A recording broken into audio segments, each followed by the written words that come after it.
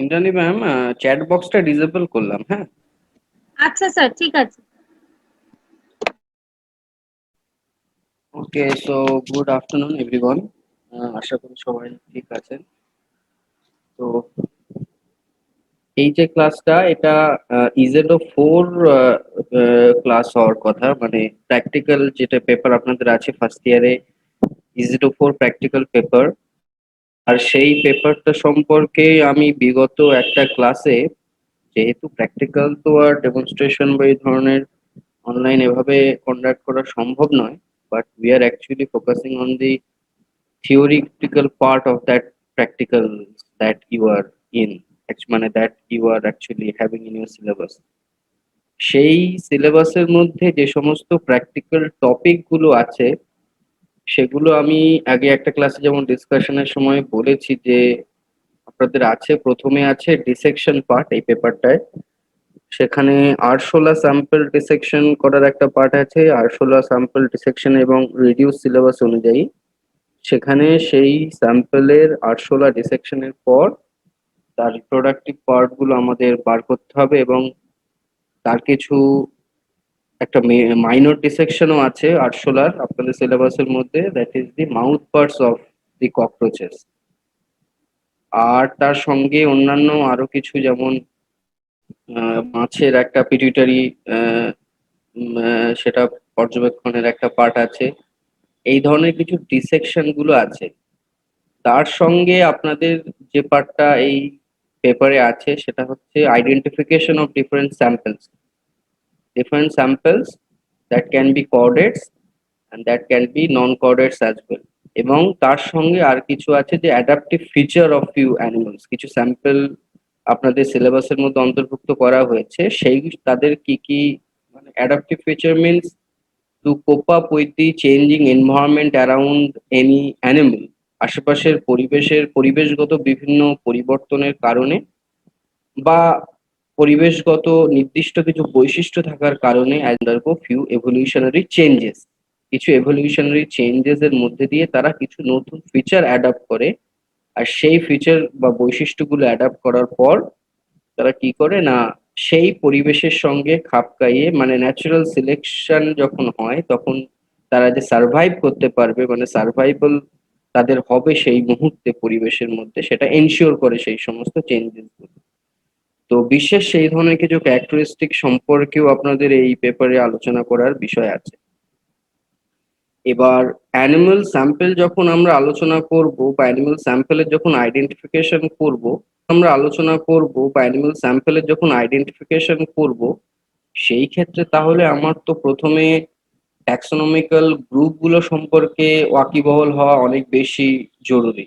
মানে আমাদের যে ক্লাসিফিকেশন করা হয়েছে, অ্যাজ ইউ অল নো, যে বডিলি ক্যারেক্টারিস্টিক্স বা অন্যান্য ডিফারেন্ট, তাদের রিপ্রোডাক্টিভ সিস্টেম কেমন, এক্সক্রিটরি সিস্টেম কেমন, অল দিস স্যাম্পলস, মানে এই ধরনের সিস্টেমগুলো কেমন তার উপর নির্ভর করে আমরা জানি যে পরিবেশে অনেক সরল থেকে সরলতম, মানে এককোষী প্রাণী যেমন আছে প্রোটোজোয়ার মতো, তেমন অনেক বেশি কমপ্লিকেটেড সিস্টেম যুক্ত ম্যামালিয়ান স্পিসিসও পরিবেশের মধ্যে আছে।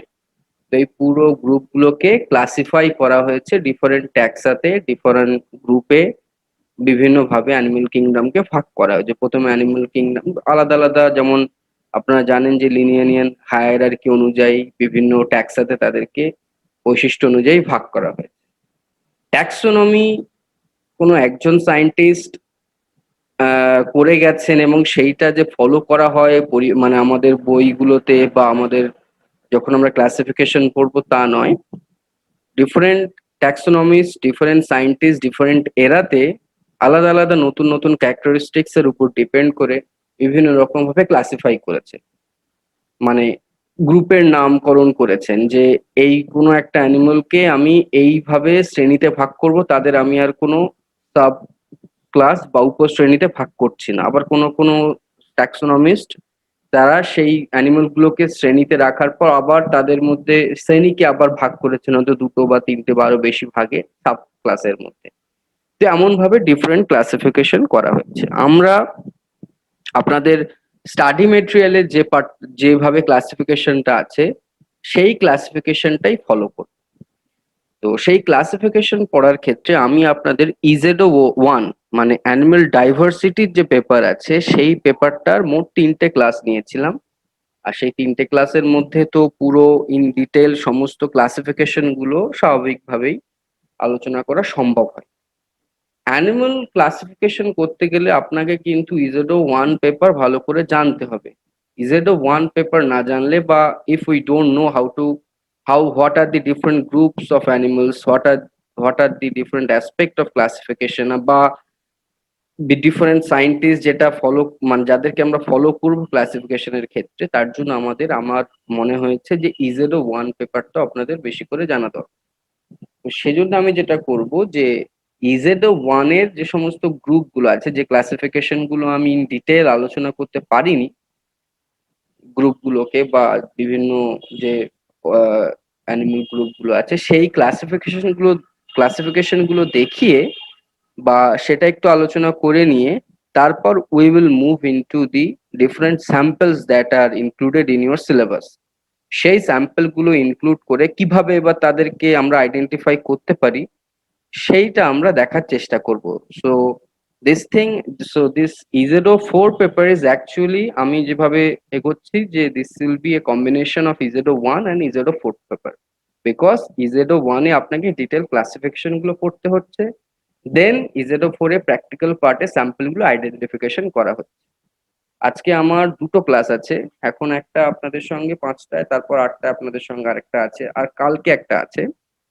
আমি চেষ্টা করছি কতটা ক্লাসিফিকেশন দেখানো যায়। তারপর if it is possible, then in the last class, that is tomorrow, I will try to discuss the different systems that are included in the syllabus, in the dissection part. Dissection part এ যে সমস্ত গুলো আছে সেগুলো নিয়ে যদি আলোচনা করা যায় বা ক্লাসিফিকেশন যেটা হবে সেভাবে করা যাবে।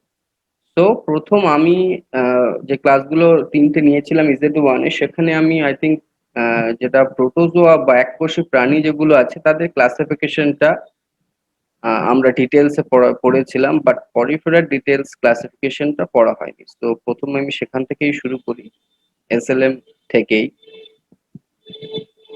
সো দিস ইজ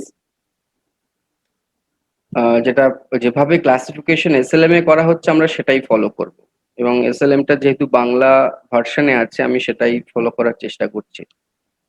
তো পর্ব পরিফেরা, সেটা আপনারা জানেন ক্লাসিফিকেশন মানে সেটা আলোচনা আমরা করেছি। তাদের বেসিক ক্যারেক্টারিস্টিক্স বলতে this animals are porous in nature, তারা এককোষী নয়, they have become multicellular organism, but they don't have yet the distinct systems, মানে তাদের যে নির্দিষ্ট আলাদা আলাদা system, cardiovascular system, lung system, all this things এগুলো কিছুই নেই। This animals are at very primitive stage. তাদের বডির চারপাশে প্রচুর ছিদ্র জাতীয় গঠন থাকতে পারে, and those pores are called as ostia. আর অনেক ক্ষেত্রে এক একটা অ্যানিমাল একটা বড় পোর দিয়ে, একটা বড় পোর দিয়ে বাইরে উন্মুক্ত হয় তার বডিটা, that pore is called the osculum. So this is peripheral animals, তাদের প্রিমিটিভ ক্যারেক্টারিস্টিক্স গুলো মোটামুটি আপনাদের বলা হয়েছে। ক্লাসিফিকেশনটার ব্যাপারে আমরা বেশি ফোকাস করব। বৈশিষ্ট্য ইজ আর মানে যদি অ্যানিমাল, এখানে আপনাদের সিলেবাসে দেখুন যে এদের যে শরীর কাঠামো গুলোকে স্কেলিটাল, মানে এদের মূল যে বৈশিষ্ট্যগুলোকে ভাগ করা হচ্ছে অ্যাকচুয়ালি, মানে অ্যানিমেল গুলোকে ভাগ করা হচ্ছে কয়েকটি বিশেষ ক্যারেক্টারিস্টিক্স এর উপর ডিপেন্ড করে মেইনলি, যেমন দিস শরীরের কাঠামো বা স্কেলিটাল এলিমেন্টের উপর নির্ভর করে মেইনলি বিভিন্ন রকম ভাবে ক্লাসিফিকেশন সায়েন্টিস্টরা করেছেন। যেমন এখানে যে ক্লাসিফিকেশনটা করা আছে, এটা যেমন এই Hartman 1982, Simpson 1984, Haslett and Bowery এসনল্ড ইন 1987, এই সায়েন্টিস্টরা এই রূপরেখাটা তৈরি করেছিলেন। পরিফেরাল পর্বের অ্যানিমেলদের এই ক্লাসিফিকেশনটা ভাগ করেছেন। তো প্রথমেই তারা পুরো পর্ব পরিফেরাকে উপপর্ব, দুটো উপপর্বে ভাগ করেছেন। একটা প্রথম উপপর্ব হচ্ছে সেলুলারিয়া। তো সেলুলারিয়া উপপর্ব, তাদের বৈশিষ্ট্যগুলো কি? এই যে বডির কাঠামোর কথা বললাম, স্কেলেটাল এলিমেন্ট, এইটা কি বা স্পিকিউল কি, এইটা আমি একবার দেখে নিই। দিস, এই পিকচারটা আশা করি দেখতে পাচ্ছেন, দিস আর স্পিকিউলস ইন স্পঞ্জেস। এই যে এখানকার যে ছবিটা দেখতে পাচ্ছেন, this picture, this is different types of spicules that are present in the poriferan animal. এই স্পিকিউল গুলোই অ্যাকচুয়ালি কি করে, সেই অ্যানিমেলটার যে নির্দিষ্ট শরীরের কাঠামো, সেই কাঠামোগুলো তৈরি করে। আর এই স্পিকিউলের নেচার উপর নির্ভর করে, মানে সেটা কোন জিনিস দিয়ে তৈরি হবে বা স্পিকিউল গুলোর শেপ কেমন হবে। যেমন এখানে একটা দেখতে পাচ্ছেন ডান দিকের ছবিটায়, দিস ইজ এ মানে আটটা আটটা তার পার্ট আছে, হেক্সাগোনাল একটা স্পাইক এক নেচার আপনারা দেখতে পাচ্ছেন, এটা স্পিকিউল। এই স্পিকিউলটা ক্যালসিয়াম কার্বনেট বা এই ধরনের ক্যালসিয়াম জাতীয় পদার্থ দিয়ে যেমন তৈরি হতে পারে, তেমন সিলিকা জাতীয় বা দিয়েও তৈরি হতে পারে। তো ক্যালকেরিয়াস হলে তাদের একটা আলাদা গ্রুপ থাকবে, সিলিকা দিয়ে তৈরি হলে আলাদা গ্রুপ করা হচ্ছে। এই বৈশিষ্ট্যের উপর ভিত্তি করেই অ্যাকচুয়ালি তাদেরকে মেইনলি ক্লাসিফিকেশনটা করা হচ্ছে। So this spicules are actually giving the main bodily structure of any kind of sponge. Sponge means that are the poriferan animals. এই পরিফেরাল অ্যানিমেল গুলোই অ্যাকচুয়ালি তাহলে পরিফেরার বিভিন্ন রকম ভাবে তাদের বডির শেপটাকে নির্ধারণ করছে। তো সেইগুলোর উপর নির্ভর করে কেমন ভাবে ক্লাসিফিকেশন করা হচ্ছে, যেমন সেলুলারিয়াকে বলা হচ্ছে পৃথক পৃথক কোষ সংঘবদ্ধভাবে শরীরের গঠন করছে। পৃথক পৃথক কোষ মানে তারা আলাদাভাবে অনেকগুলো কোষ, আপনারা জানেন যে structurally and functionally similar cells কি তৈরি করে, তারা কলা তৈরি করে বা টিস্যু তৈরি করে। এই ধরনের টিস্যু জাতীয় কোনো গঠন বা সিনসিটিয়াম নেই। সিনসিটিয়াম মানে জানেন যে যখন কোষ ডিভিশনে সেল ডিভিশনের সময় অনেক ক্ষেত্রে নিউক্লিয়াসটা ডিভাইড হয়ে যায়, বাট সেলুলার সাইটোপ্লাজমটা ডিভাইড হয় না। তো তার ক্ষেত্রে ডিভিশন হয়ে গেলেও একটা কোষের মধ্যে একের বেশি পরিমাণ নিউক্লিয়াস থাকে। এই ধরনের সেলগুলোকে সিনসিটিয়াম বলে। অনেক ক্ষেত্রে কি হয়, কিছু কিছু এই ধরনের স্পঞ্জ জাতীয় অ্যানিমেলের ক্ষেত্রে এই সিনসিটিয়াম জাতীয় কোষ তাদের শরীরের মধ্যে থাকে, বাট এই উপপর্ব সেলুলারিয়ার ক্ষেত্রে এই ধরনের কোনো কাঠামো নেই। আর অন্যান্য বৈশিষ্ট্যগুলোর মধ্যে তাদের কোয়ানোসাইট, নিউক্লিয়াস যুক্ত বৈশিষ্ট্যপূর্ণ কোয়ানোসাইট থাকে। কোয়ানোসাইট, কোয়ানোসাইট আমি আগে ক্লাসে বলেছিলাম যে একটা মানে তাদের শরীরের মধ্যে পুরো যে লেয়ারটা, ভিতরের দিকে লেয়ারটা, সেই লেয়ারের গা বরাবর এই কোয়ানোসাইট সেল, কোয়ানোসাইট এক ধরনের সেল, সেই কোয়ানোসাইট গুলো লাইন থাকে এবং সেই কোয়ানোসাইটের মধ্যে থাকে ফ্লাজেলা। সেই ফ্লাজেলা গুলোই ওই দেহ গহ্বর, মানে স্পঞ্জের দেহ গহ্বরের মধ্যে জলের স্রোতটা কোন দিকে যাবে বা কেমন হবে সেইটা নির্ধারণ করে, এবং তার ফলে তার মধ্যে খাবারগুলো বিভিন্ন জায়গায় মানে মুভ করতে বা অন্যান্য সমস্ত রকম বডিলি ফাংশন নির্ধারিত হয় এই কোয়ানোসাইটের ফ্লাজেলার মুভমেন্টের মধ্যে দিয়ে। তো এই ধরনের বৈশিষ্ট্যগুলো থাকে। এই সায়েন্টিস্ট, এই সিমসন বা হার্টম্যান, এরা এই ধরনের ক্লাসিফিকেশনটা করেছেন। প্রথমে একটা গ্রুপকে তার উপপর্ব সেলুলারিয়াতে ভাগ করে ফেলেছে। আবার সেই সেলুলারিয়া গ্রুপের মধ্যে যেমন অনেক যেমন রুপার্ট বার্নেসের ক্ষেত্রে আমরা দেখব যে উপপর্ব সেলুলারিয়াতে ভাগ তিনি করেন। তিনি ডাইরেক্ট পরিফেরাকে বিভিন্ন শ্রেণীতে ভাগ করেছেন। যেমন একটা শ্রেণী হচ্ছে ক্যালকেরিয়া, আবার পরের শ্রেণী আলাদা। কিন্তু এক্ষেত্রে আমরা কিন্তু আমাদের এসএলএম এর যে ক্লাসিফিকেশনটা আছে, that is given by Hartman, Simpson and others, সেইটা ফলো করতে গিয়ে আমরা দেখতে পাচ্ছি যে প্রথম গ্রুপটাকে তিনি উপপর্ব সেলুলারিয়াতে ভাগ করছেন। আবার সেই উপপর্ব সেলুলারিয়াকে তিনি আবার কয়েকটা শ্রেণীতে ভাগ করছেন। যেমন প্রথম শ্রেণী হচ্ছে ক্যালকেরিয়া।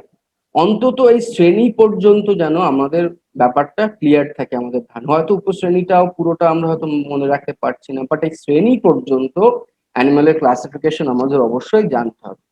তো উপপর্ব সেলুলারকে তিনি ভাগ করেছেন, প্রথম শ্রেণী ক্যালকেরিয়া, তারপরের শ্রেণী হচ্ছে ডেমোস্পঞ্জিয়া, তারপরের শ্রেণী হচ্ছে স্ক্লেরোস্পঞ্জি।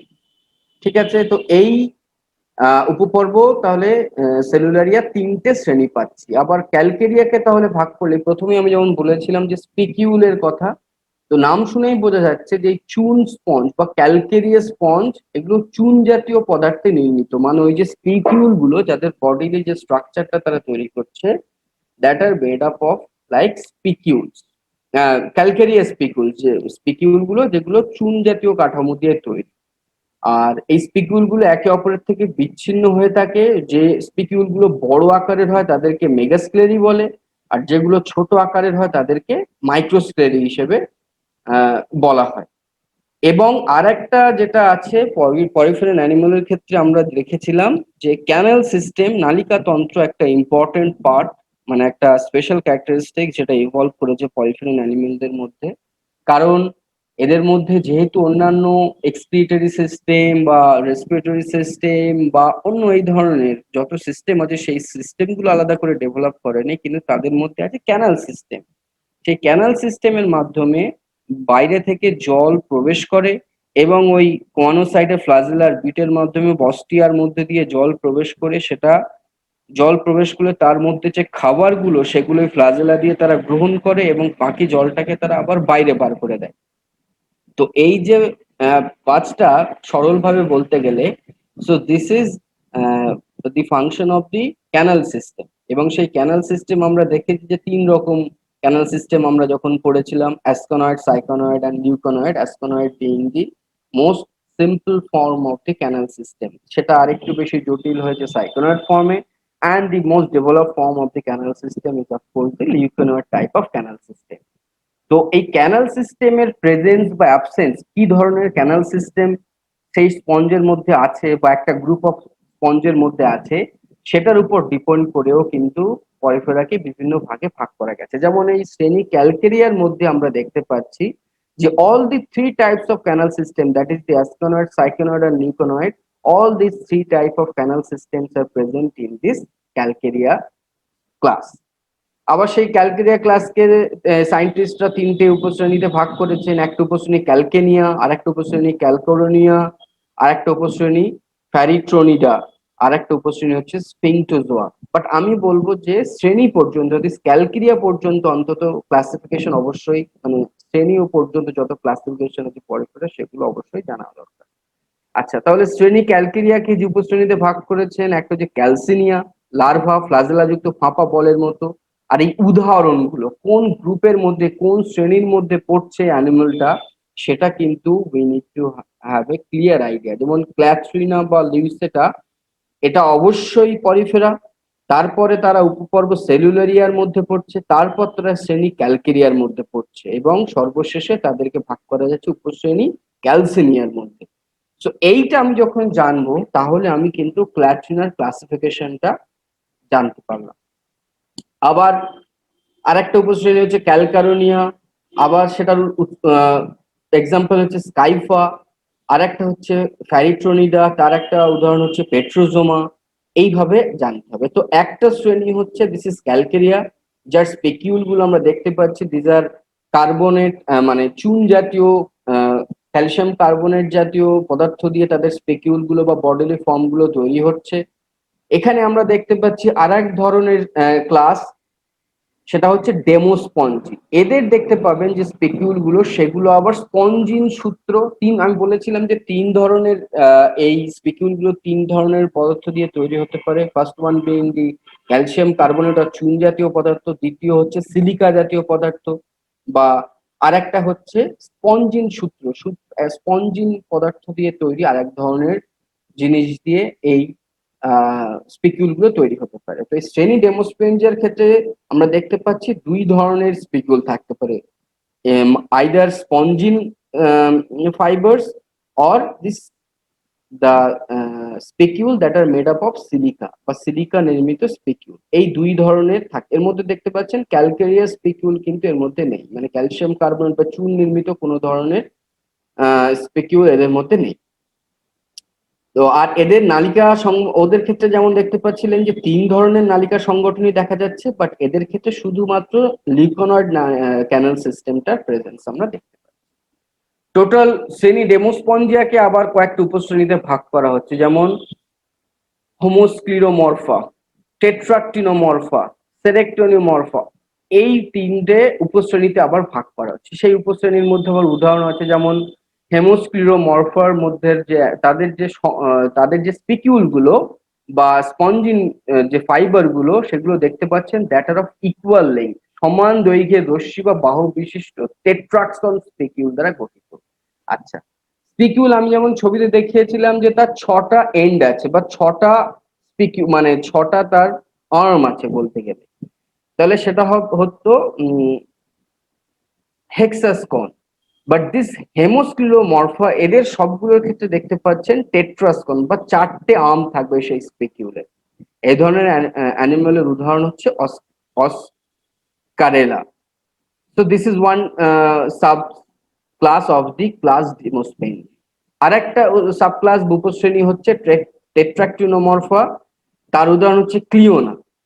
এদের আবার স্পিকুল গুলো দেখতে পাচ্ছেন যে মনো একজন megasclere spicule. Megasclere means spicule will be of bigger size and the arm of that spicule will be of only one, মানে একটাই আর্ম থাকবে।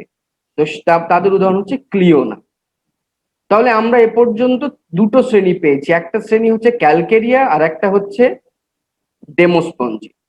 নেক্সট আর একটা এবার এদের ক্লাসিফিকেশন অনুযায়ী তানারা যেভাবে করেছেন, প্রথম উপপর্ব হচ্ছে এখানে যেমন দেখতে পাচ্ছেন সেলুলোরিয়া, পরের উপপর্বে তিনি চলে গেছেন সিমপ্লাজমা। সিমপ্লাজমা ওকে কোন অ্যাসপেক্টে এই দুটো ভাগ করা হয়েছে, আগেরটায় সেলুলারিয়ায় তিনি দেখা গেছিল যে there are no syncytium cell that are present in those animals. ওই ধরনের অ্যানিমালের মধ্যে কোনো ধরনের সিনসিটিয়াম কোষ ছিল না। বাট সিমপ্লাজমা নামটা শুনেই মনে হচ্ছে যে এই ধরনের কোষগুলো মানে এই অ্যানিমাল গুলোর মধ্যে there will be few cells that are syncytium in nature. Syncytium means more than one number of nucleus present in this single cell. তো এই দুটো অ্যাসপেক্টে এই সমস্ত অ্যানিমাল গুলোকে ভাগ করা হয়েছে। এই আর একটা উপপর্ব তাহলে আমরা পেলাম সিমপ্লাজমা। এবার সেই সিমপ্লাজমাকে আবার আলাদা আলাদা শ্রেণীতে ভাগ করা হয়েছে বা আলাদা আলাদা ক্লাসে ভাগ করা হয়েছে। যেমন সিমপ্লাজমার ক্লাসগুলো কি কি, একটা হচ্ছে হেক্সাক্টেনিলিডা, একটাই ভাগে এখানে মোটামুটি তারা করেছেন হেক্সাক্টেনিলিডা। হেক্সাক্টেনিলিডার ভাগটা মানে তাদের বৈশিষ্ট্যগুলো কি, এর দেহ কাঠামো সিলিকা নির্মিত স্পিকিউল দ্বারা গঠিত। তাহলে এদের বডি শুধুমাত্র কিন্তু সিলিকা দ্বারা গঠিত। এদের বডির যে স্পিকিউল গুলো তার মধ্যে না ক্যালকেরিয়াস কোনো গঠন আছে বা কোনো স্পঞ্জিন ফাইবার জাতীয় কোনো গঠন আছে, শুধুমাত্র তাদের দেহ কাঠামো সিলিকা নির্মিত স্পিকিউল দ্বারা গঠিত।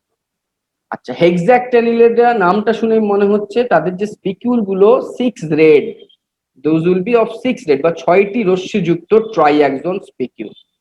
6টি রশ্মিযুক্ত ট্রাইঅ্যাক্সন স্পিকিউল হবে হেক্সাক্টেনিলিডার ক্ষেত্রে, এটা একটা বৈশিষ্ট্য। So this is main characteristics of শ্রেণী হেক্সাক্টেনিলিডা। সেই হেক্সাক্টেনিলিডা উপশ্রেণীগুলো কি, একটা হচ্ছে হেক্সাস্টোফোরা। হেক্সাস্টেরোফোরার মধ্যে 6 রশ্মি বিশিষ্ট ক্ষুদ্রাকার হেক্সাস্পার, এই বৈশিষ্ট্য হেক্সাস্পারটা হেক্সাস্টেরোফোরার মধ্যে থাকবে, সেটা কিন্তু আবার উপশ্রেণী অ্যাম্ফিডিস্কোফোরার মধ্যে থাকবে না। সো এই অ্যাসপেক্টে অ্যাকচুয়ালি আমরা দেখতে পেলাম এটা একটা ব্রড ক্লাসিফিকেশন অফ পরিফেরা। সেইখানটা আমরা দেখতে পাচ্ছি যে সম্পূর্ণ পরিফেরান গ্রুপ অফ অ্যানিমালস, যত ধরনের পরিফেরান অ্যানিমাল আছে তাদেরকে হার্টম্যান, সিমসন এই সায়েন্টিস্টরা বা ট্যাক্সোনমিস্টরা তারা মেইনলি দুটো উপপর্বে এই পুরো অ্যানিমাল গ্রুপটাকে ভাগ করেছে। One subphylum is Cellularia, you can see here, and the other subphylum is Symplasma.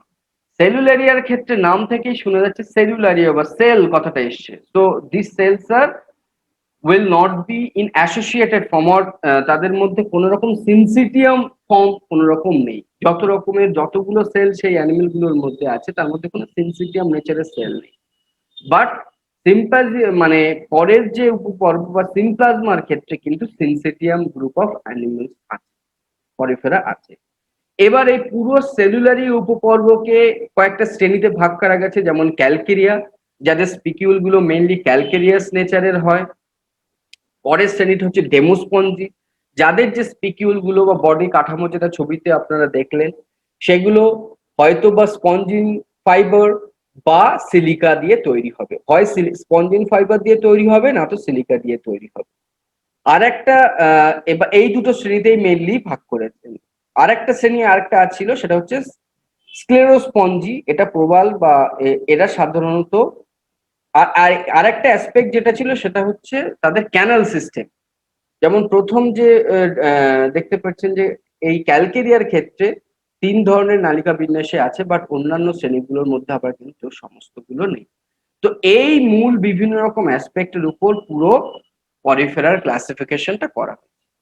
এবার knowing this classification of the Porifera, এখন আপনারা কি হবে যে যখন প্র্যাকটিক্যাল স্যাম্পল, এবার যদি কোনো পরিফেরান প্র্যাকটিক্যাল স্যাম্পল আপনি পান, তখন আপনাকে সেই স্যাম্পলটাকে আইডেন্টিফাই করতে হবে এবং আইডেন্টিফাই করে তারা কোন গ্রুপ অফ অ্যানিমালের মধ্যে আসে সেইটা আপনাকে জানতে, বা কোন ট্যাক্সনের মধ্যে সেইটা অ্যানিমালটা আসে সেইটা আপনাকে কিন্তু আইডেন্টিফাই করতে।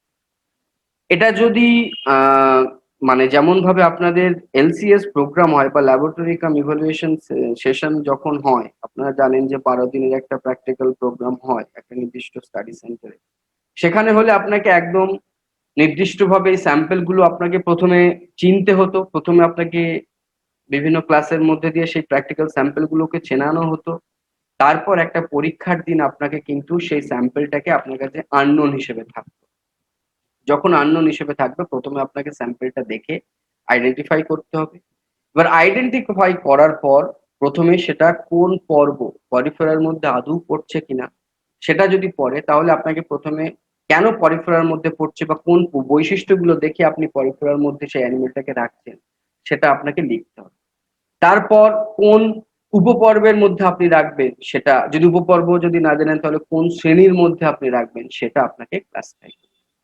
ফার্স্টে আপনাকে একটা অ্যানিমেল, এই অ্যানিমেলটা দেখানো হলো, দিস অ্যানিমেল।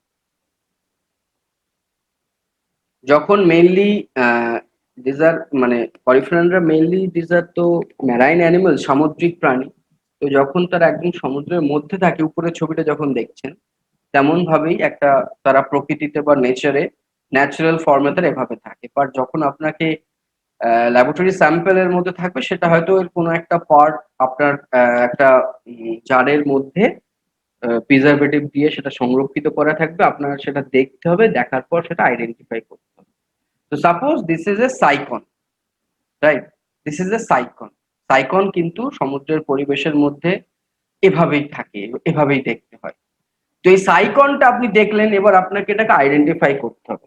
আপনি বুঝতে পারছেন দিস ইজ পরিফেরান অ্যানিমেল। তো তাহলে কিভাবে এটা আইডেন্টিফাই করবেন সেটাই এবার আপনাদের এখানে যে প্র্যাকটিক্যালের এসএলএমটা আছে সেখানটা আপনারা দেখতে পাবেন। জাস্ট এখানে যাচ্ছি।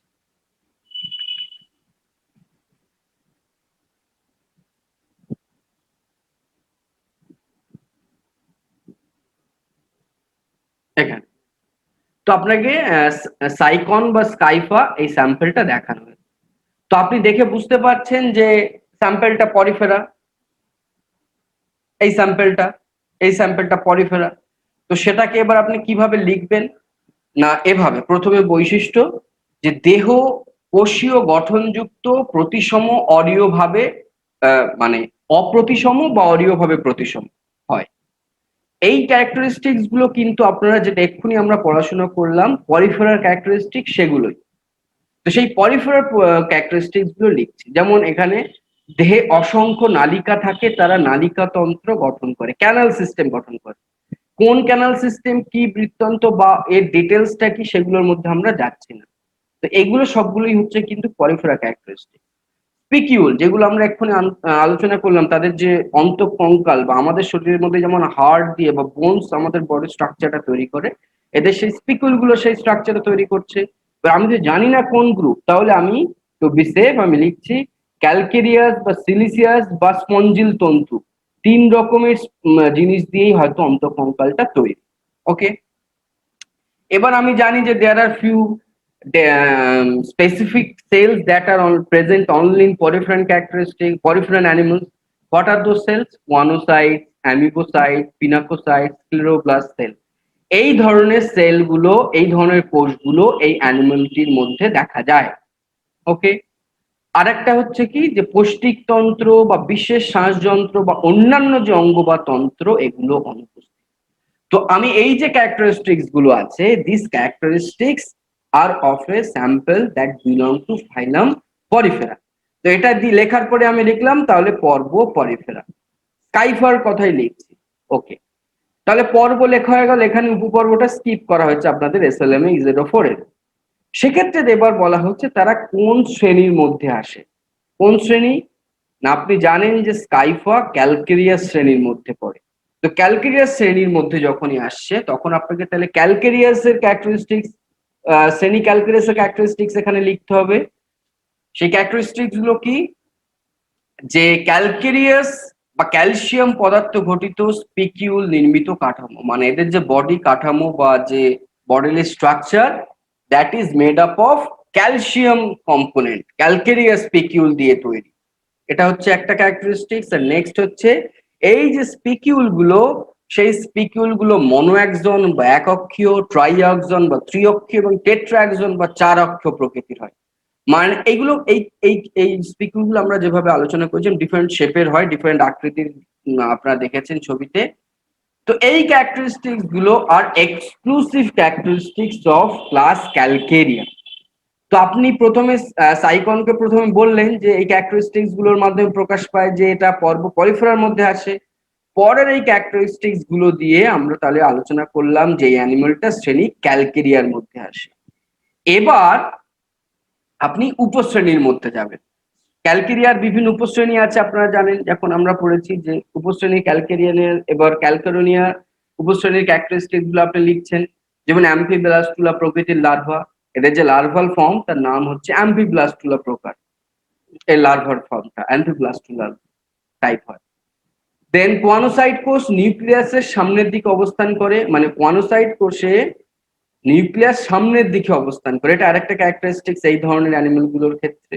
এই ধরনের দুই তিনটি ক্যারেক্টারিস্টিক্স, যেমন দ্বিমুখী স্পিকিউল একটি লম্বা রশ্মি থাকে, এগুলো সবই হচ্ছে উপশ্রেণী ক্যালকেরোনিয়ার বৈশিষ্ট্য। তো এই ক্যারেক্টারিস্টিক্স গুলো লিখলেন। লেখার পর এবার তো এই উপশ্রেণী ক্যালকুলিয়ার, এখন আপনি বলতে পারছেন না, বলছেন না যে এটা একটা এর মধ্যে সাইকন বা স্কাইফা কি না কি সেটা আপনি বলছেন না। তাহলে এবার কারণ হচ্ছে শ্রেণী, এই উপশ্রেণী ক্যালকেরোনিয়ার মধ্যেও তো আরো অনেক ধরনের অ্যানিমাল আছে। তো সব ক্যালকেরোনিয়া মানেই তো স্কাইফা তা নয়। তাহলে স্কাইফার কিছু স্পেসিফিক ক্যারেক্টারিস্টিক্স থাকবে, মানে যেটাকে দেখে স্কাইফাকে আমি আলাদা অন্য অ্যানিমাল গুলো থেকে আলাদা করতে পারি। যেমন এই ছবিতে দেখতে পাচ্ছেন, এটা হচ্ছে যদি স্কাইফার ক্যারেক্টারিস্টিক্স হয়, যেমন এর দেখতে কেমন, যে উপরের পোর্শন একটা অস্কুলার ফ্রিঞ্জ অফ মনোহ্যাক্সন, একটা অস্কুলার ফ্রিঞ্জ থাকবে উপরের দিকটায়। এই ছবিটায় ডার্মাল অস্টিয়া আছে, কমন বেস আছে একটা নিচের দিকে। তাহলে আমরা দেখি আপনাদের এখানে কেমন ভাবে লেখা আছে না, দেহ প্রাকার পুরু এবং তা থেকে বিভিন্ন ধরনের স্পিকুল প্রবর্ধিত হয়। টিউবের বা চোঙের ন্যায় লম্বা দেহ, এই যে চোঙের ন্যায় বা টিউবের মতো দেখতে এই অ্যানিমেলটাকে, তো সেই জন্য এটা বলা হচ্ছে টিউবের ন্যায় বা চোঙের ন্যায় লম্বা দেহ এবং নলাকার দেহের মধ্যভাগ ঈষৎ ফোলা, উপর প্রান্তে অস্কিউলামের মাধ্যমে উন্মুক্ত। এই যে অ্যানিমালটা উপরে দেখতে পাচ্ছেন যে বড় এই যে ছিদ্রগুলো মতো স্ট্রাকচার গুলো অস্কিউলাম। তো নলাকার দেহ উপরের প্রান্তটা অস্কিউলামের মাধ্যমে উন্মুক্ত হচ্ছে। এই যে ক্যারেক্টারিস্টিক্স গুলো, this characteristics are exclusive characteristics for any animal that is a Scypha or sycon. তো আপনি তারপর শেষে লিখলেন যে অতএব সুতরাং নমুনাটি হলো Scypha, hence this sample is a Scypha. Okay, hence this sample is identified as Scypha. তখন আপনি এটাকে এবার শিওর করলেন যে এইটা এই ক্যারেক্টারিস্টিক গুলোর মাধ্যমে পুরো এই স্কাইফার যে সিস্টেমেটিক পজিশন, তারা কোন কোন গ্রুপে অবস্থান করছে বা কোন কোন ভাবে তাদেরকে আমরা ক্লাসিফাই করছি সেটা আমরা জানবো। তো এই পর্যন্ত আমরা তাহলে কি দেখলাম, আমরা ইন ডিটেল পরিফেরার যে ক্লাসিফিকেশনটা জানলাম। পরিফেরার যদি ক্লাসিফিকেশনটা আমি না জানতাম বা পরিফেরার আলাদা আলাদা গ্রুপগুলো কি কি সেগুলো সম্পর্কে যদি আমার যদি আইডিয়া না থাকতো, আমি কিন্তু এটা কোন শ্রেণী বা কোন উপশ্রেণী বা এর আলাদা ক্যারেক্টারিস্টিক্স কি সেটা সম্পর্কে আমি কিন্তু বলতে পারতাম। এখন আমি কিন্তু জানার পর আমি এনশিওর করতে পারলাম। তেমন ভাবে স্কাইফার বদলে এখানে স্কাইফা তাহলে একটা ক্যালকেরিয়া গ্রুপের অ্যানিমাল বলা হচ্ছে। তেমন ভাবেই যদি আপনাকে আমি বললাম যে এই যে স্ক্লেরোস্পঞ্জি গ্রুপের যে অ্যানিমাল একটা আছে, তাদের একটা বা এখানে যদি আপনাকে একটা অ্যানিমাল স্যাম্পল যেমন বলা হচ্ছে ক্লিওনাকে আইডেন্টিফাই করতে হবে। আপনি দেখে চিনতে পেরেছেন যে দিস স্যাম্পল ইজ এ ক্লিওনা। তখন আপনি কি করবেন? তখন আপনার যে পর্ব পর্যন্ত, মানে এটা যে ফাইলাম পরিফেরা সেটা আপনি যেহেতু জানেন, তো পরিফেরা পর্যন্ত আপনার ক্যারেক্টারিস্টিক্স গুলো একই থাকছে।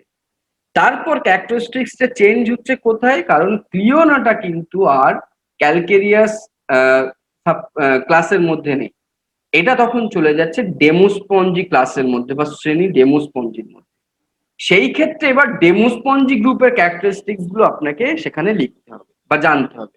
যেমন এদের যে ওর ক্ষেত্রে যেমন ক্যালসিয়াম কার্বনেট বা চুন জাতীয় চুন নির্মিত পদার্থ দিয়ে বডি স্ট্রাকচার বা স্পিকিউলটা তৈরি ছিল, এই ক্ষেত্রে কিন্তু তাদের বডি কাঠামোটা আবার স্পঞ্জিন ফাইবার বা অন্য কোনো সিলিকা নির্মিত বা সিলিকা দিয়ে তৈরি হয় এমন কোনো স্পিকিউল দিয়ে তৈরি।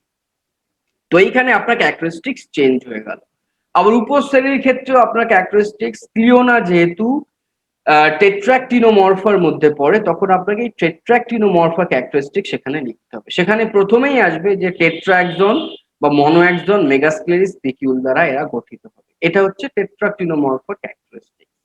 তো তখন দেওয়ার পর এবার আপনি ক্লিওনার কোনো স্পেসিফিক যেটা দেখি, আপনি ক্লিওনাকে ধরুন এখানে অ্যাসিকিউলিটিস বা অন্যান্য গ্রুপের অ্যানিমাল থেকে আপনি আলাদা, বা স্পঞ্জিয়া বা স্পঞ্জিলা থেকে আপনি আলাদা করে চিনতে পেরেছেন, তাহলে ক্লিওনার কোনো নির্দিষ্ট বৈশিষ্ট্য আছে, সেইটা আপনাকে ওখানে লিখতে হবে। এখানে আপনার সিলেবাসের মধ্যে যেহেতু শুধু স্কাইফাটা আছে বা সাইকনটা আছে আপনার এই পেপার, মানে এই পেপারের মধ্যে এসএলএম এ, সেক্ষেত্রে আপনি সাইকন বা স্কাইফাটা সম্পর্কে বেশি ভালো করে জানবেন। সেটার পুরো ক্যারেক্টারিস্টিক্স গুলো কি, কোন শ্রেণী কোন উপশ্রেণীর মধ্যে আসছে, সেগুলো আপনাকে জানতে হবে। ওকে, ইন ডিটেল আমি এ পর্যন্ত যেটা বললাম সেটা তাহলে আমাকে জানা হচ্ছে যখন আমি আহ কোনো প্র্যাকটিক্যাল আমি যখন, মানে আমরা যখন ম্যানুয়ালি করছি, পরীক্ষা সেন্টারে গিয়ে পরীক্ষা দিচ্ছি, স্যাম্পল জানছি, লিখছি। এবার ধরুন এই পরীক্ষাটা আপনার অনলাইন এক্সাম হবে বা এমসিকিউর মাধ্যমে হবে, সেক্ষেত্রে তাহলে তো আপনাকে আর এই ডিটেলস এইভাবে কয়েকটা ক্যারেক্টারিস্টিক্স গুলো জানতে হচ্ছে না, লিখতে হচ্ছে না। বাট এগুলো যদি আপনি না জানেন, তাহলে এগুলো থেকে যে সমস্ত ছোট প্রশ্ন বা এমসিকিউ গুলো আপনাকে করা হবে, সেগুলো কিন্তু আপনি আনসার করতে পারবেন। যেমন আপনাকে বলা হলো যে কাইফা বা সাইকন কোন ক্লাসের বিলং করে বা কোন শ্রেণীর মধ্যে সাইকন বা স্কাইফাটা আসে, তখন আপনি যদি এই ব্যাপারটা জানেন, পড়েন এভাবে, তাহলে আপনি ওখানে আপনার অপশন দেওয়া থাকবে ক্যালকেরিয়া বা ডেমোস্পঞ্জি বা অন্যান্য গ্রুপগুলোর যে অপশন গুলো থাকবে, সেখানে আপনি শ্রেণী ক্যালকেরিয়াটা চুজ করবেন। বা সেখানে আরো প্রশ্ন এমন ভাবে আসে যে সাইকনের বৈশিষ্ট্য কি, যদি সাইকনের শনাক্তকরণ বৈশিষ্ট্য কি, সেখানে হয়তো আপনাকে একটা ক্যারেক্টারিস্টিক্স বলে বলা হলো, প্রথম ক্যারেক্টারিস্টিক্স এ আপনার কোনো পরিফেরার ক্যারেক্টারিস্টিক সেখানে লেখা হলো যে বডি পোরাস। সেকেন্ড ক্যারেক্টারিস্টিক্স এর যে শ্রেণীর ক্যারেক্টারিস্টিক্স লেখা হলো যে এদের যে স্পিকিউল গুলো ক্যালসিয়াম পদার্থ দ্বারা নির্মিত, এটা একটা ক্যারেক্টারিস্টিক। দেন আরেকটা বলা হলো এদের বডিটা টিউবের ন্যায় বা চোঙের ন্যায় লম্বা, বলা হলো তিনটে ক্যারেক্টারিস্টিক্স বলা হলো। এই তিনটেই কিন্তু স্কাইফার ক্যারেক্টারিস্টিক্স। তো তার ফলে তারপরে শেষ অপশন যদি এমন থাকে যে এগুলি সবকটি সাইকনের ক্যারেক্টারিস্টিক, তখন তাহলে আপনার সঠিক উত্তর কি ওই তিনটের মধ্যে কোনো একটা? না, সেক্ষেত্রে আপনার সঠিক উত্তর হচ্ছে এগুলোর মধ্যে সবকটি। আবার সেক্ষেত্রে এমন হতে পারে যে চারটে আলাদা আলাদা ক্যারেক্টারিস্টিক্স লেখা হলো, তার মধ্যে যে কোনো একটাই অ্যাকচুয়ালি কিন্তু এক্সক্লুসিভ সাইকনের ক্যারেক্টারিস্টিক, তখন কিন্তু আপনাকে সেই ক্যারেক্টারিস্টিক্সটাই সেই অপশনটাই চুজ করতে হবে। যেমন বলা হলো যে কোনটি সাইকনের বৈশিষ্ট্য, কোনটি সাইকনের শনাক্তকরণ বৈশিষ্ট্য বলে বলা হচ্ছে যে এদের তিন চারটে অপশন বলা হচ্ছে যে এদের দেহ স্পিকিউল দ্বারা নির্মিত, একটা অপশন। দ্বিতীয় বলা হচ্ছে এদের শরীরে আহ হার্ট থাকে, হার্ট বা মানে সুগঠিত হৃৎপিণ্ড থাকে। তৃতীয় অপশন বলা হচ্ছে যে এদের শরীরে নিডোব্লাস্ট সেল থাকে বা নিমাটোসিস্ট কোষ থাকে, এটা একটা বলা হলো। চতুর্থত আরেকটা অপশন বলা হলো যে এদের শরীরে র্যাডুলা থাকে। তো এই যে চারটে ক্যারেক্টারিস্টিক্স আমি বললাম, এর মধ্যে আপনি পরিষ্কারভাবে দেখতে পাচ্ছেন যে আমি প্রথম যে ক্যারেক্টারিস্টিক্সটার কথা বলছি যে দেয়ার body is made up of spicule, spicule দ্বারা এদের বডিটা তৈরি। তখন আপনাকে কিন্তু ওই অপশনটাই চুজ করতে হবে, কারণ আপনি জানেন যে এদের বডির মধ্যে না কোনো হার্ট থাকে, কোনো সুগঠিত কোনো অর্গানই তো কোনো পরিফেরার মধ্যে নেই, অপশন এটা নেই। তৃতীয় আমি বলেছিলাম যে আর কি বললাম, আরেকটা বললাম যে বা এই যে ক্যারেক্টারিস্টিক্স গুলো আমি বলেছি, সেই ক্যারেক্টারিস্টিক্স গুলো কোনোটাই এর মধ্যে তাহলে আসছে না, শুধুমাত্র স্পিকিউলটার প্রেজেন্সটাই একে সাপোর্ট করছে। তো তখন আপনাকে কিন্তু ওই ক্যারেক্টারিস্টিক্সটাই চুজ করতে হবে। এমন ভাবে শুধু এই গ্রুপটা নয় বা কোনো স্কাইফার জন্য নয়, আপনাকে কিন্তু অন্যান্য যতগুলো ক্যারেক্টারিস্টিক্স মানে অন্য যতগুলো স্যাম্পল আপনার সিলেবাসের মধ্যে আছে, সেই স্যাম্পল গুলোকেও কিন্তু একই রকম ভাবে আমাদেরকে জানতে হবে। তো তাহলেই আমি একমাত্র সেই প্রশ্নগুলোর উত্তর আমি তখন করতে পারি। তো এই পর্যন্ত তাহলে আমরা পরিফেরা সম্পর্কে জানলাম। ওকে,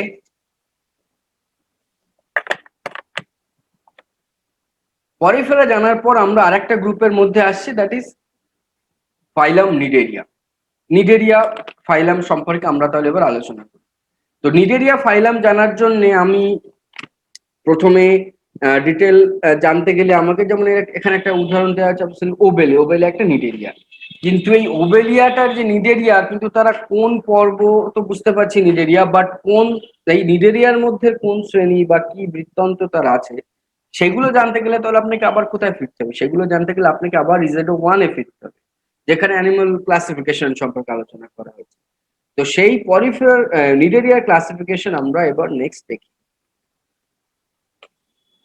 Here. নিডেরিয়ার সম্পর্কে ক্যারেক্টারিস্টিক্স গুলো আমি ক্লাসে আলোচনা করেছি, যে ফাইসেলিয়া বা সি অ্যানিমন, জেলিফিশ, এই ধরনের অ্যানিমাল গুলো থাকে। এর ক্যারেক্টারিস্টিক্স গুলো এদের মেইনলি এদের বডির মধ্যে যে সিমেট্রি সম্পর্কে আমি প্রথম ক্লাসে বোধহয় আলোচনা করেছিলাম, সেখানে দিস অ্যানিমালস আর অডিও বা radially symmetrical, or they may be biradially symmetrical, sorry দ্বি অডিও ভাবে প্রতিসম। আর অন্যান্য ক্যারেক্টারিস্টিক্স এর মধ্যে এদের শুধুমাত্র দুটি বডি লেয়ার থাকে, that one is the external epidermis and the internal gastrodermis. These two layers that are present in this type of animals, and in between these two layer, another layer is present, that is acellular mesoglial layer. মেসোগ্লিয়ার একটা layer থাকে, সেটা অকোষীয়, তার মধ্যে কোনো কোষ বা এই ধরনের অন্যান্য জাস্ট একটা গ্লিয়াল একটা স্ট্রাকচার সেখানটায় থাকে। আর এদের বডির মধ্যে তো কোনো সিলোম থাকে না, যেটাকে আমরা সিলোম বলে আমরা যেটাকে চিনি দেহ গহ্বর, বাট এদের শরীরের মধ্যে যে গহ্বরটা থাকে অ্যাকচুয়ালি সেটাকে আমরা সিলেন্টারন বলতে পারি, যেটা এর যে ছিদ্রটা সেটা ব্লাস্টোপর্জাত।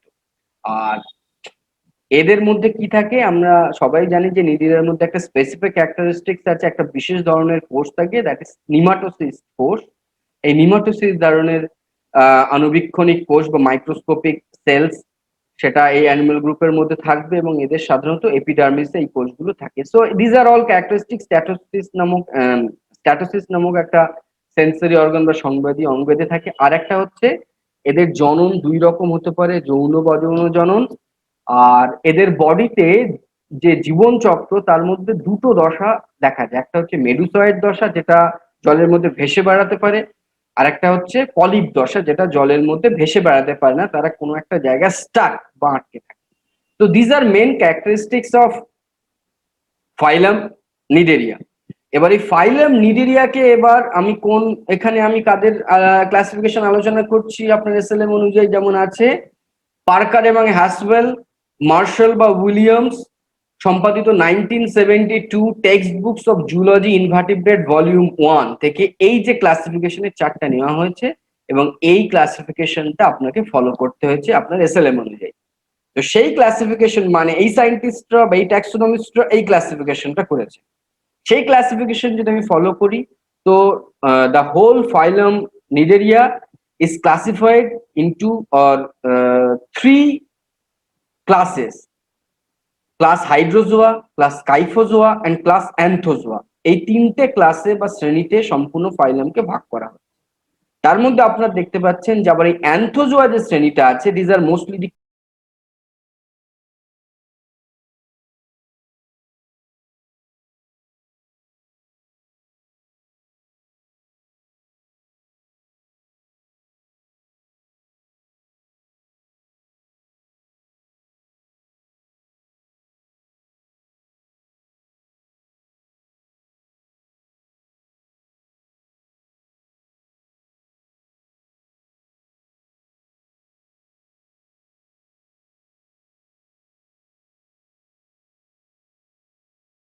মেইন একটা ফর্ম হচ্ছে, সেটা হচ্ছে ওই যে আমি বলেছি যে যেটা আটকে থাকে জলের মধ্যে বা মুভ করতে পারে না, যে বডি জীবন চক্রের একটা স্টেজ, দ্যাট ইজ পলিপ।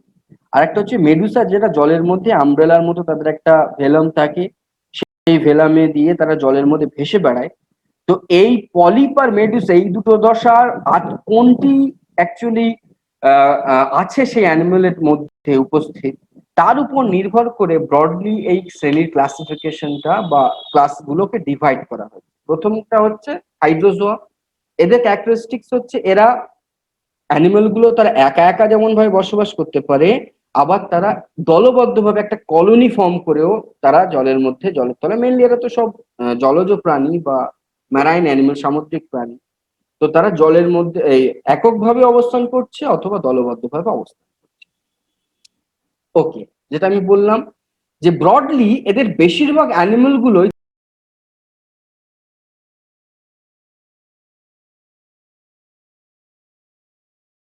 তারা কিন্তু এই হাইড্রয়েড বা পলিপ ফর্মে। মেডুসয়েড রূপী যারা আছে তারা খুব কম, খুব অল্প কিছু অ্যানিমেল এদের মধ্যে, এই গ্রুপের মধ্যে আছে যারা মেডুসয়েড ফর্ম।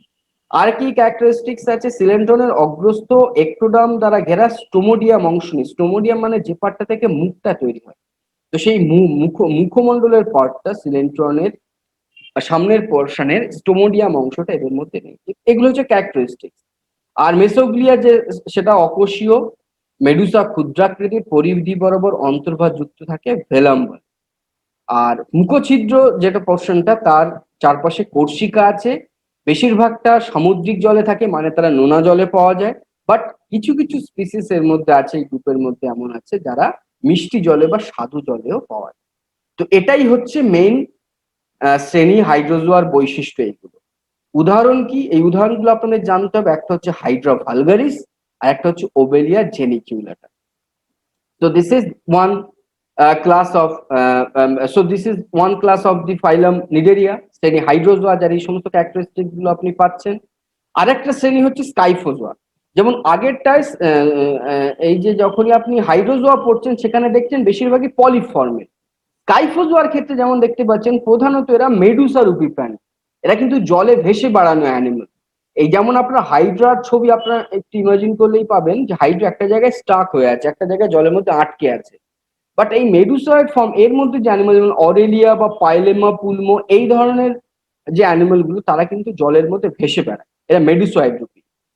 সিলেন্ট্রনে একই রকম ভাবে কোনো স্টোমোডিয়াম নেই, কিন্তু গ্যাস্ট্রিক উপবৃদ্ধি আছে, মানে গ্যাস্ট্রিক পার্ট থেকে, মানে সিলেন্ট্রন থেকে একটা পার্ট বাইরের দিকে বেরিয়ে আছে।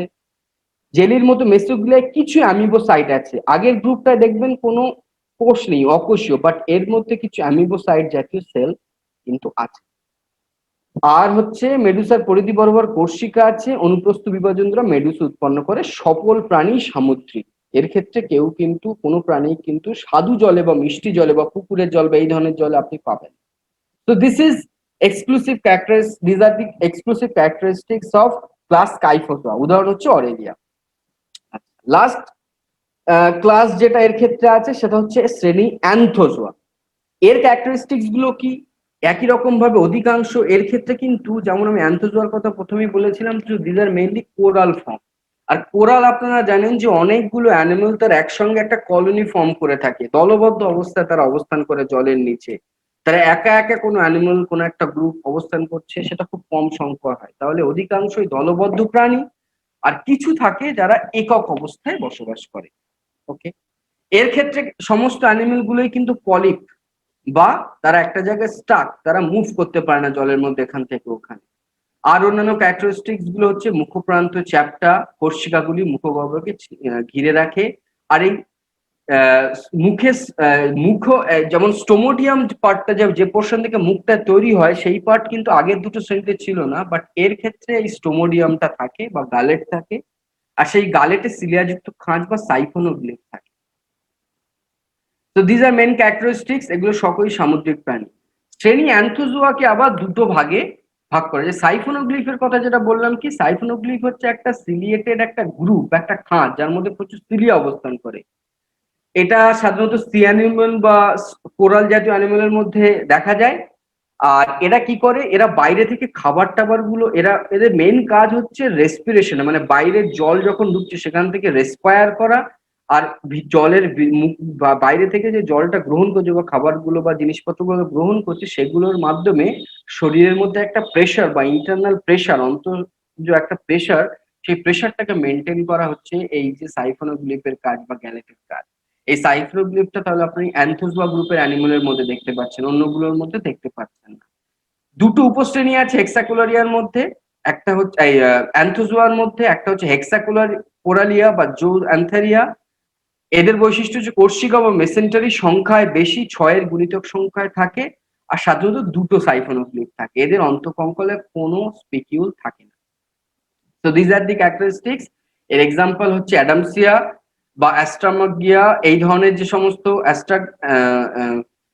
অ্যাস্ট্রামগিয়া, এই ধরনের যে অ্যানিমেল গুলো, সেই অ্যানিমেল গুলো এই উপশ্রেণী হেক্সাকোলারিয়ার মধ্যে থাকে। আর অক্টাকোরালিয়ার মধ্যে নাম শুনে বোঝা যাচ্ছে কোর্সিকা মেসেন্টারি সংখ্যায় কম, সাধারণত 8টি থাকে। কোর্সিকা বা মেসেন্টারি 8টা থাকার জন্য নাম হচ্ছে অক্টাকোরালিয়া। এদের উদাহরণ হচ্ছে টিউবিপোরা বা কোরালিয়াম, এই ধরনের যে অ্যানিমেল গুলো হচ্ছে তারা উপশ্রেণী অক্টাকোরালিয়ার মধ্যে পড়ে। আমি জাস্ট একটা উদাহরণ, যেমন আপনার এই নিডিরিয়া গ্রুপের মধ্যে একটা উদাহরণ যেমন হচ্ছে ওবেলিয়া অ্যানিমেল, ওবেলিয়া। তাহলে ওবেলিয়া দেখতে হচ্ছে দিস টাইপ, মানে অরিজিনালি যখন আপনি ছবি তুলছেন এই ধরনের দেখতে, সেটাকে এবার ব্রড করে ছবি এঁকে এভাবে বাঁদিকে যে পোর্শনটা দেখানো হয়েছে, ডান দিকে সেটা দেখানো হয়েছে। এই ধরনের অ্যানিমেল গুলো হচ্ছে ওবেলিয়া। তো এই ওবেলিয়া আপনি দেখলেন, চিনলেন, এবার আপনি ক্যারেক্টারিস্টিক্স লিখছেন কিভাবে। প্রথমে আপনি জানেন যে this animals are part of phylum Cnidaria. তো আপনাকে নিডেরিয়া গ্রুপের অ্যানিমেলের বৈশিষ্ট্যগুলো লিখতে হবে, যেমন নিমোটেসিস থাকবে, পলিপ বা মেডুসা 2 রকমের দশা থাকে, দেহ অরীয়ভাবে প্রতিসম, দ্বিস্তরযুক্ত বা ডিপ্লোপ্লাস্টিক। এই ডিপ্লোপ্লাস্টিক এই ক্যারেক্টারিস্টিক্স গুলো আপনি লিখলেন। তো এই ক্যারেক্টারিস্টিক্স গুলো লেখার পর আপনি লিখলেন যে this animal is belong to phylum Cnidaria. নিডেরিয়ার পর আপনি জানেন যে অ্যানিমালটা হাইড্রোজোয়া গ্রুপ, যেখানে আপনি এক্ষুনি দেখলেন হাইড্রোজোয়া টাইপের অ্যানিমাল। তো হাইড্রোজোয়া অ্যানিমালের বৈশিষ্ট্যগুলো আপনাকে লিখতে হবে, যে সমস্ত পূর্ণাঙ্গ প্রাণীটি পলিপয়েড, পলিপয়েড ফর্মে থাকে, শাখাযুক্ত কলোনি থাকে, আর মেডুসা ভেলামে পেশি থাকে, মেটাজেনেসিস দেখা যায়। এই ক্যারেক্টারিস্টিক গুলো হচ্ছে শ্রেণী হাইড্রোজোয়া। তো এই ক্যারেক্টারিস্টিক্স গুলোর পর আপনাকে এবার এই ওবেলিয়ার স্পেসিফিক, মানে ওবেলিয়া অন্য অ্যানিমেল গুলো থেকে ওবেলিয়াকে কোথায় আলাদা করছে, সেই ধরনের কিছু ক্যারেক্টারিস্টিক্স লিখতে হবে। যেমন এদের কলোনিটি একটি সাধারণ অসংখ্য জুঅয়েড বহন করে, পলিপ মেডুসা উভয় থাকে। জুঅয়েড মানে এই যে ক্যারেক্টার যেগুলো এখানে আমি ছবিতে যদি দেখাতে পারি, এই ডান দিকের ছবিটা দেখতে পাচ্ছেন, যের মধ্যে বিভিন্ন ফর্ম আছে, হাইড্রান্ট ফর্ম, গণ, পলিপয়েড, মানে বিভিন্ন আলাদা আলাদা ফর্ম, জুঅয়েড ফর্ম, যেটা আপনারা, আমি আশা করি যখন আলাদা আলাদা এই যে পার্ট গুলো তার আলাদা আলাদা ফাংশন করে, কিছু কিছু জুঅয়েড মানে কিছু কিছু পার্ট তারা খাবার তৈরিতে সাহায্য করছে, খাবারের কিছু পার্ট দিয়ে তারা রিপ্রোডাকশন করছে, এইভাবে তারা, যেমন এই গণথিক্যাল পার্ট, এই পার্ট গুলো দিয়ে, এই বার্ডস গুলো দিয়ে তারা মানে রিপ্রোডাকশন করছে। তো এই ক্যারেক্টারিস্টিক গুলো পুরোটাই আমরা যখন ওভিডের শারীরবৃত্তীয় বৈশিষ্ট্য আপনাদের সিলেবাস আছে তখন আমি এটা আলোচনা করেছিলাম, যে বিভিন্ন টাইপের এদের বডির অর্গানাইজেশন আছে। তো এই যে ক্যারেক্টারিস্টিক্স গুলো, এই ক্যারেক্টারিস্টিক্স গুলো কিন্তু ওবেরিয়া ছাড়া অন্য কোনো অ্যানিমেলের মধ্যে নেই। তো তখন তাহলে আপনাকে লিখতে হচ্ছে যে this animal is now classify করার পর, যে hence this sample is Obelia species, বা সুতরাং এই প্রাণীটি বা এই নমুনাটি হচ্ছে ওবেলিয়া প্রাণী। সো দিস ইজ অ্যাবাউট, আমরা দুটো ফাইলাম সম্পর্কে তাহলে এখানে দেখলাম। মানে আমি প্র্যাকটিক্যাল জানতে গেলেও আমাকে কিন্তু এই থিওরিটিক্যাল পার্টটা জানতে হচ্ছে। একটা হচ্ছে পরিফেরা, যার ডিটেল ক্লাসিফিকেশন আমরা এখন পড়াশোনা করলাম, আর তারপর আমরা ফাইলাম নিডেরিয়া সম্পর্কে একটা ডিটেল আলোচনা করলাম। আর দুটো অ্যানিমাল, যেমন হচ্ছে সাইকন যেটা পরিফেরা, সেটাকে আমরা কিভাবে আইডেন্টিফাই করবো সেটা দেখলাম।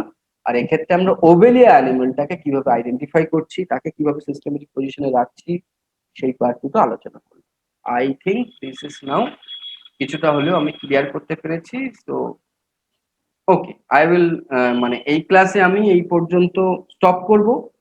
নেক্সট আবার যখন আমি 8টার সময় আপনাদের সঙ্গে মিট করব, সেখানে আমরা দেখবো আমরা আবার অন্যান্য গ্রুপ, যে মোলাস্কা বা অ্যানিলিডা, এই ধরনের গ্রুপগুলো আমরা কিভাবে আলোচনা করতে পারি। এগুলো অ্যাকচুয়ালি আপনারা কিন্তু দেখুন, এগুলো একটা ব্রডলি যখন আপনি দেখছেন বিভিন্ন গ্রুপগুলোকে, আপনার মাথায় একটা ধারণাটা সেই অ্যানিমেল সম্পর্কে ক্লিয়ার হচ্ছে বা সেই গ্রুপগুলো সম্পর্কে ক্লিয়ার হচ্ছে।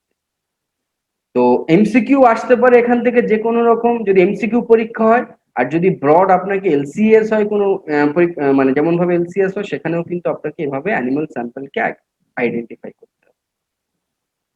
ওকে, তো আই থিঙ্ক আমরা আবার 8টার সময় আমাদের আরেকটা এই ক্লাসগুলো আছে সেখানে। এবার যদি এখানে যে পার্টগুলো এ পর্যন্ত হয়েছে সে সম্পর্কে যদি কিছু জানার বোঝার থাকে তাহলে কেউ প্রশ্ন করতে পারে কিছু জানার থাকলে। আমি কি আনমিউট করবো স্যার তাহলে? হ্যাঁ হ্যাঁ, 5 মিনিট করে দিন। আচ্ছা ঠিক আছে।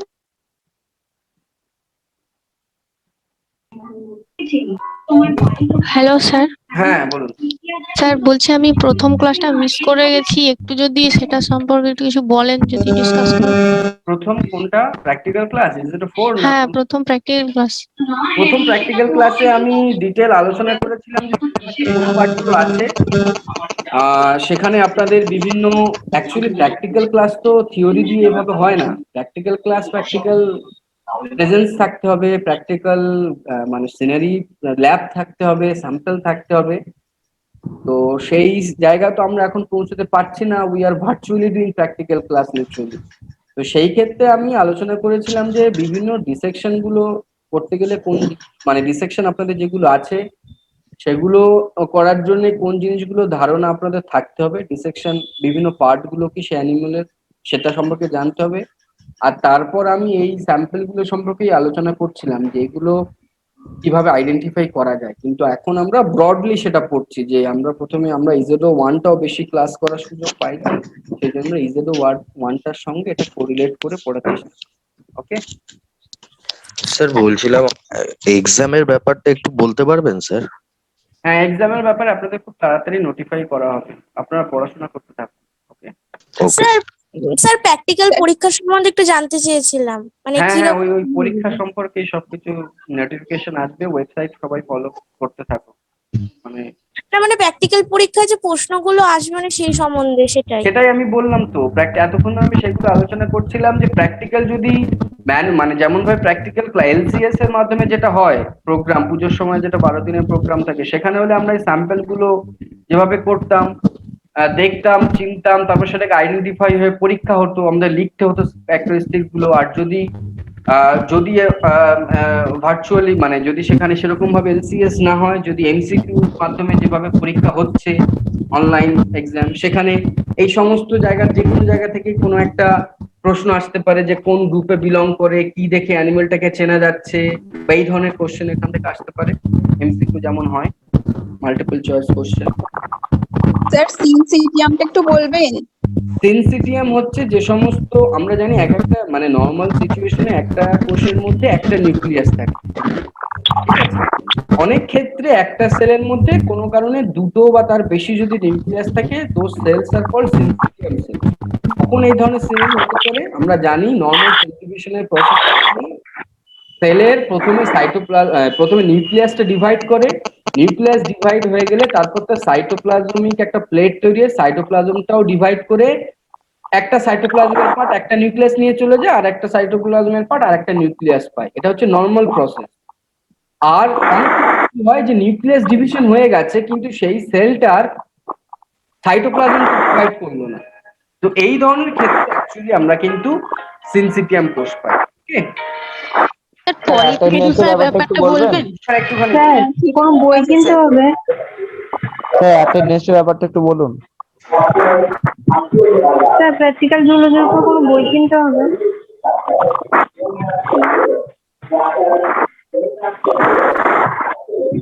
আরো কি বলছিলে একটু বলুন। স্যার অ্যাটেন্ডেন্সের ব্যাপারটা একটু বলুন না। অ্যাটেন্ডেন্স, হ্যালো স্যার পলিফেরোসার হ্যাঁ স্যার ব্যাপারটা